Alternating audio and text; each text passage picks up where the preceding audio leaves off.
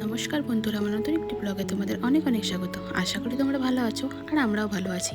এখানে সকাল সকাল বর আর আমি বেরিয়ে গেছিলাম একটা কাজের জন্য, যেখানে আমি গিয়ে রাস্তায় দাঁড়িয়ে অনেক ফটো তুলেছি, যেগুলো আমার এফবিতে শেয়ার করেছি আমি।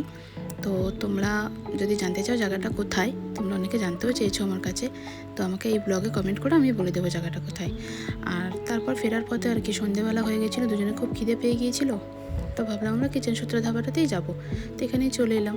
আর এই জায়গাটাতে না আমি কিচেন সূত্রের কোনো দিন ঢুকিনি, তো যতবার এসেছি বাইরে খেয়েছি, এই জায়গাটায় এই অ্যাম্বিয়েন্সটা আমি কোনো দিন বসিনি। তো প্রথমবার বসে তারপরে ওরকে বললাম এই যে মেনু কার্ড তোমাকে ধরালাম, দেখো তুমি কি খাবে, অর্ডার দাও।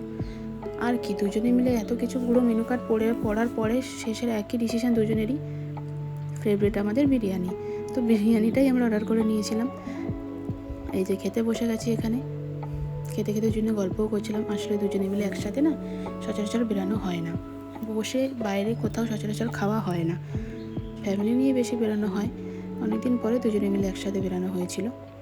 এদের বিরিয়ানিটা আমার অ্যাভারেজ লেগেছে, খারাপ না, ভালোই খেতে।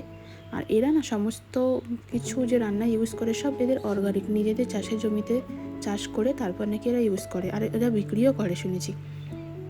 এদের স্টাফদের ব্যবহারও খুব ভালো। এরা আমাদের ফলও দিয়ে গেছিলো খাওয়া দাওয়ার পরে, যখন বিল পেমেন্ট করেছি তারপরে বললো সবাইকে নাকি ফল প্রোভাইড করছে এরা, এদের নিজস্ব গাছের ফল।